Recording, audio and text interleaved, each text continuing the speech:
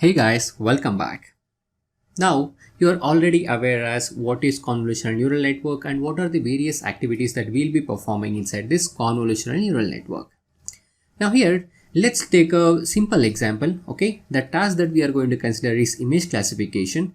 Now, if I'm performing this task of image classification using this convolutional neural network, how exactly my CNN architecture would look like, okay? Now, let's say this is the image that I'm dealing with. So this is the image of cat and this will act as my input.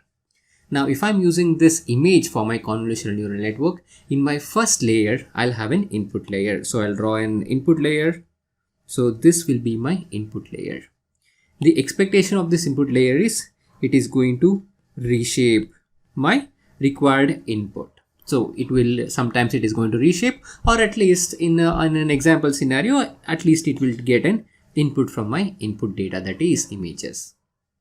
Now, once the data reaches my input layer, the next common activities that we'll be performing inside the CNN architecture would be, we'll perform some kind of a convolution operation, and inside this convolution operation, typically we'll have some kind of an activation function. So let's say ReLU is the activation function that I'll be using. And likewise, in this convolution layer, I'll be specifying the number of filters and also what is the shape of each filter and so on, whether padding should be there or not. So I'll be mentioning all those things and I'll be performing this series of convolution operation. So I'll have one CNN layer, I'll have one more CNN layer like this. So likewise, I'll have multiple CNN layers.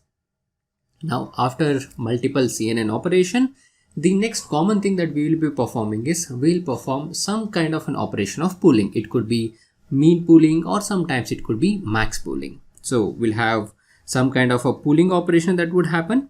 So hence I have shrink the dimension. So it would become pooling. Now after the pooling, we'll again go ahead and perform some of the convolution operation.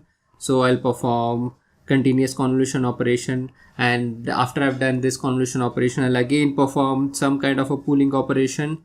And once I have done this series of convolution operation and pooling operation, convolution and pooling operation, on the final value that I would get, let's say this is my last layer, okay?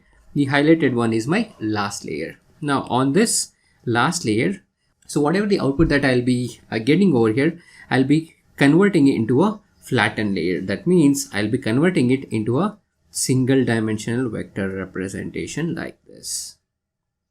Okay, so once I have done this single dimensional vector representation, I'll be connecting this particular layer into fully connected layers. So this flattened layer will be connected to a fully connected neural network, and then the output of my fully connected neural network will give me the exact output for the task that I'm looking for. Let's say if I'm using this CNN architecture for the performing of image classification, final layer of this fully connected neural network will have a single neuron, and that single neuron will have the activation of sigmoid, and using that sigmoid activation, I'll be deciding whether I should classify that given input, whether it belongs to the class of cat or whether it belongs to the class of dog. So I'll have a single neuron over there, and that will have the activation of sigmoid. Now, this is how we'll be performing the task of binary classification here in this scenario, specifically for the images, that is image classification using this convolutional neural network. Now, to put it short, so I'll have a input layer. Now here this input layer takes the input images. After I get the image, I'll be performing the series of convolution operation and I'll be using respective activation function over there.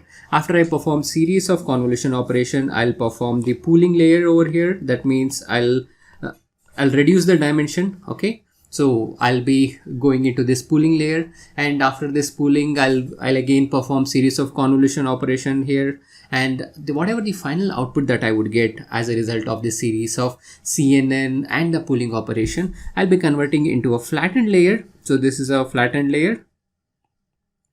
So I'll convert this into a flattened layer, and this flattened layer will be converting my multi-dimensional array into a single dimensional vector representation, and this single dimensional vector representation will be connected to my fully connected neural network, and in the output layer of this fully connected neural network I'll have the required number of neurons which are suited for my specific task. Now here in the example, I've taken the example for binary classification. So in the output layer I'll have a single neuron, and this single neuron will have the sigmoid activation function. Now based on the output that I'll be getting over here from the sigmoid neuron, I'll be deciding as which class my given input would belong to.